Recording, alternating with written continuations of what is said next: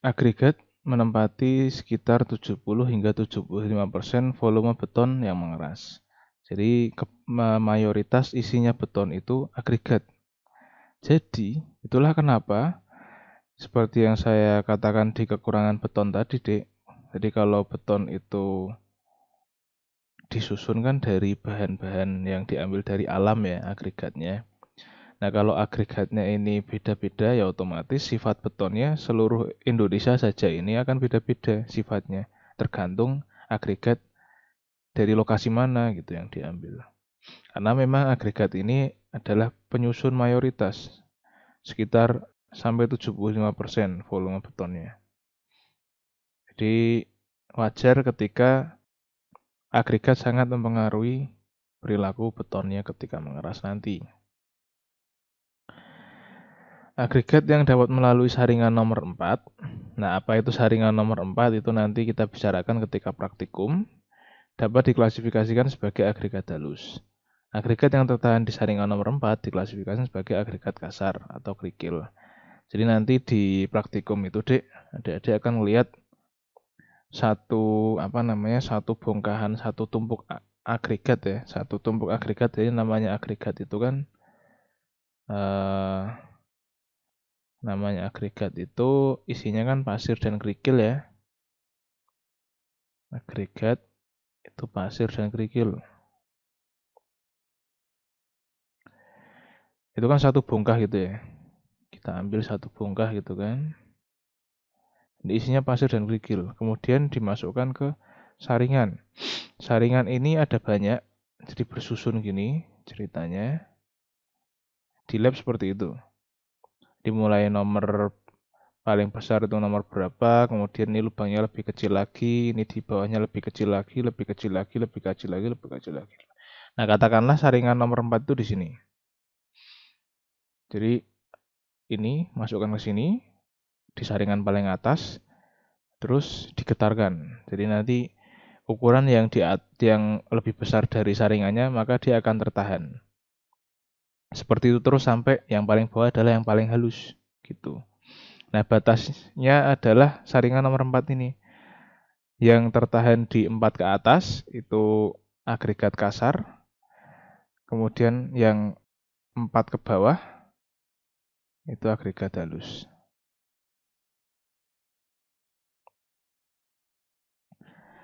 Nah, ini contoh agregat kasar, Dek. Jadi penting untuk adik-adik tahu, agregat kasar itu ada dua macam yang bisa dipakai. Yang pertama adalah apa yang kita sebut dengan split.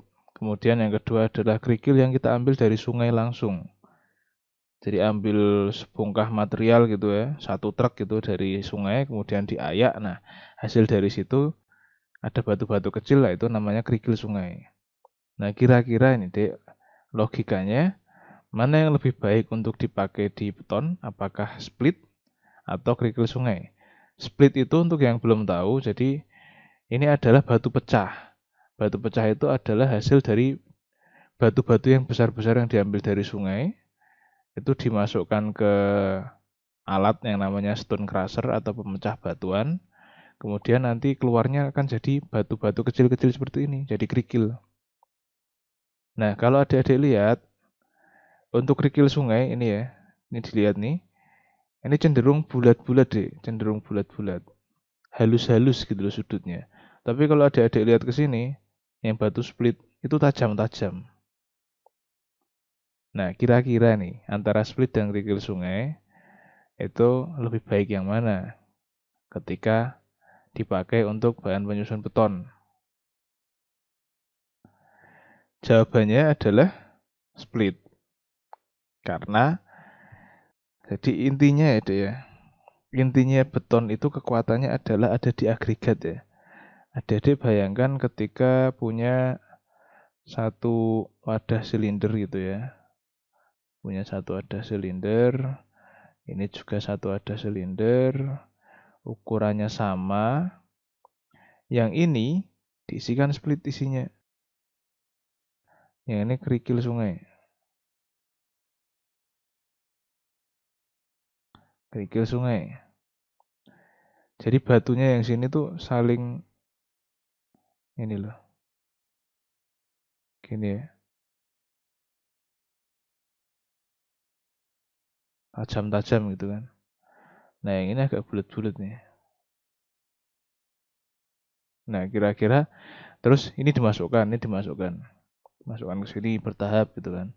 Terus digetarkan wadahnya, masukkan lagi bertahap sampai penuh, dua-duanya penuh. Kira-kira padat yang mana, Dek, kira-kira? Hasilnya akan padat yang split. Kenapa? Karena dia rongganya lebih sedikit. Nah, bayangkan ya, Dek ya, kalau ini batu kerikil split ini tajam-tajam gitu kan. Jadi dia bisa saling menutup rongga gitu. Kan ukurannya bermacam-macam itu. Dia bisa saling menutup rongga. Jadi bisa rapat, rongganya bisa minimum. Tapi kalau kerikil sungai, dia kan bulat-bulat ya. Tuh, kayak gitu tuh. Nah, dia rongganya akan lebih banyak. Jadi secara kepadatan, dibilang padat itu kan kalau tidak banyak udara. Nah, jadi secara kepadatan split. Jadi logikanya, betonnya nanti kalau dibuat dengan split atau dengan kerikil sungai akan lebih kuat yang split. Karena padat. Hal yang kedua, selain karena padat, kalau ada adik lihat di sini ya, kalau dua dua material agregat kasar ini kita masukkan ke tabung baja seperti yang sebelumnya tadi. Nah, seperti yang ini, yang satu dari split, yang satu dari kerikil sungai. Masukkan ke tabung baja kemudian ditekan. Kira-kira lebih kuat yang mana dalam menahan gaya tekan? Jawabannya split lagi. Karena apa? Karena di split itu ada interlocking antar agregat, Dek. Karena dia tajam-tajam jadi bisa saling mengunci. Ini ya, ini saling mengunci ini nih. Ini saling mengunci semua ini. Tapi kalau kerikil sungai karena dia halus-halus dan bulat, dia saling tergelincir satu sama lain gitu. Nah, jadi sisi positifnya dari split adalah satu, padat. Bisa padat, yang kedua interlockingnya bagus. Nah, dua sifat ini yang kita andalkan kenapa beton itu dibuatnya dengan split, bukan dengan kerikil sungai. Ya bisa aja dengan kerikil sungai, tapi hasilnya akan lebih bagus kalau kita buat dengan split, seperti itu. Nah, ini mesin pemecah batu atau penggilingan batu, supaya nanti jadi split. Ini lihat ya dia. Jadi materialnya itu dari truk, kemudian dimasukkan ke sini, masukkan. Nah, ini kemudian di sini dipilah-pilah. Konveyor ini untuk yang ukuran segini, ukuran ini konveyor ini yang segini, ini yang segini, ini lihat ya, tumpukannya beda-beda. Gitu.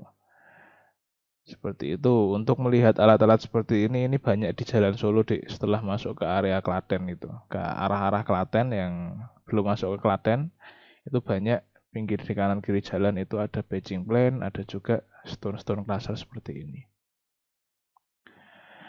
Nah, kemudian setelah kita bicara kerikil, kita bicara pasir. Seperti yang saya bilang di awal tadi ya. Jadi lokasi itu menentukan kualitas dari materialnya. Ini sebagai contoh, ini pasir Merapi, kemudian ini pasir Lampung. Jadi beton yang nanti dibuat dengan pasir Merapi, itu hasilnya akan beda dengan yang dibuat dengan pasir Lampung. Warnanya beda. Kalau Merapi itu warnanya hitam pasirnya. Kemudian kalau yang Lampung, itu pasirnya coklat. Dua-duanya bisa digunakan untuk membuat beton, tapi masing-masing ini nanti akan memberikan sifat yang berbeda untuk betonnya setelah mengeras. Karena secara fisikali saja sudah kelihatan ya, pasir Sungai Merapi dengan pasir Lampung coklat sudah beda, Dik. Saya sendiri belum pernah meneliti, belum pernah mencari juga kenapa pasir Lampung itu warnanya coklat. Bisa jadi karena kandungan lumpurnya atau apanya saya juga belum tahu. Tapi kalau pasir Merapi, dia cenderung bersih, tidak ada lumpur. Sangat kecil sekali adanya lumpurnya. Jadi pure isinya adalah pasir. Semakin baik seperti itu, semakin kecil kandungan lumpurnya, maka akan semakin baik. Karena pasir itu kan bentuknya tajam-tajam ya. Nah, kalau kita bicara tajam-tajam, maka analoginya kembali ke sini lagi tadi. Gitu. Jadi makin baik dia dalam interlocking dan dalam mengisi celah. Tapi kalau misalkan banyak lumpurnya, itu saling tergelincir karena licin deh. Gitu. Nah, ini contoh penambangan pasir di Sungai Gendol. Nah, ini adik-adik bisa lihat ya, digaruk dari sungai dengan ekskavator. Kemudian yang segitiga ini ayaan raksasa untuk langsung masuk ke truk. Jadi ini untuk mengambil eh, jadi dari gambar ini semoga pertanyaan kebanyakan orang terjawab.